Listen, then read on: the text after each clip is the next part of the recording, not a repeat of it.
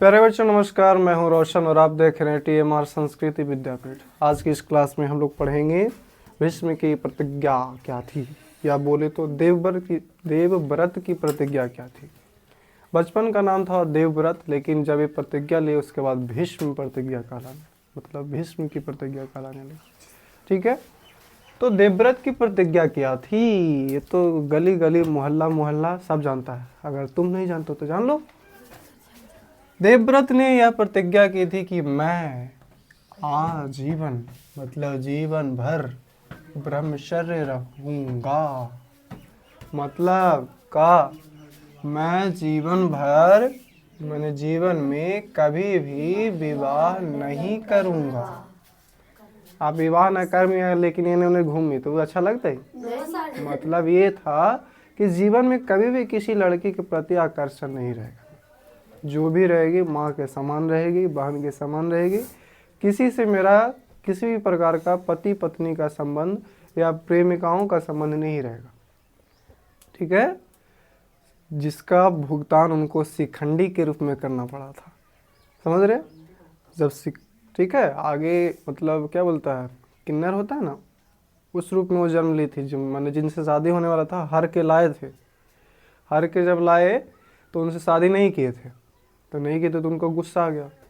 तो अगले जन्म में वो किन्नर के रूप में जन्म ली। और उन भीष्म बोले थे कि मैं और तो बूढ़ों और बच्चों पर हाथ नहीं उठाता हूँ, नहीं उठाऊंगा जीवन में कभी भी नहीं। तो वही सामने खड़े तब तो बाण चलाएंगे नहीं। उसी के कारण भीष्म मारे गए थे। और उनका इच्छा मृत्यु का वरदान था कि जब तक हम नहीं चाहेंगे मरबे नहीं करेंगे। समझ रहे हो? इच्छा मृत्यु, बाणों की सैया, बाणों मतलब पूरा शरीर में छन्नी छन्नी खाली बाण घुसल है, ऐसे सोए हुए हैं। हमने किए क्यों लोग तो गेल्लू रे, तो वो सब समय ही अलग था। ठीक है, महाभारत का कारण भी एक चुप्पी, माने एक शांत रह गए, जिसके कारण पूरा महाभारत छिड़ गया। इसलिए कहा जाता है कि जिस घर में भीष्म जैसा पितामह यानी दादा या भीष्म जैसे बड़े लोग शांत होते हैं, उस घर में महाभारत का होना निश्चित है। तो वहीं देवव्रत जो आगे भीष्म कहलाए, उनका प्रतिज्ञा था कि मैं जीवन भर शादी नहीं करूंगा। लेकिन ऐसा कौन वजह आ गया कि ऐसा बोलना पड़ेगा उनको, और वहीं कारण आ गया क्यों बन गया भैया। तो प्रतिज्ञा का मुख्य कारण था क्या, उनके जो पिता थे शांतनु, कौन? शांतनु एक धीवर की पुत्री सतवती से उनका प्रेम हो गया, है ना। जब उन लोग शिकार खेलने जाते हैं, जानवरों को मारते हैं, तो उन लोगों को शिकार करना पसंद था। उधर जो भी इन लोगों का मिलन होगा, तो शांतनु सतवती नामक धीवर पुत्री, मतलब धीवर की पुत्री कौन थी? सतवती। उनसे प्रेम हो गया। और जब प्रेम हो गया तो एक मन में हो जाता है कि अब प्रेम में तो आगे शादी करना है। तो शांतनु सतवती से अब क्या करना चाहते थे? विवाह करना चाहते थे। लेकिन उनके पिता जो थे कि ठीक है महाराज, हम तो छोटे लोग हैं, हमको हमारा सौभाग्य है कि आपसे हमारी पुत्री का विवाह हो जाए, लेकिन एक शर्त है कि आपका पहले से भी पुत्र है।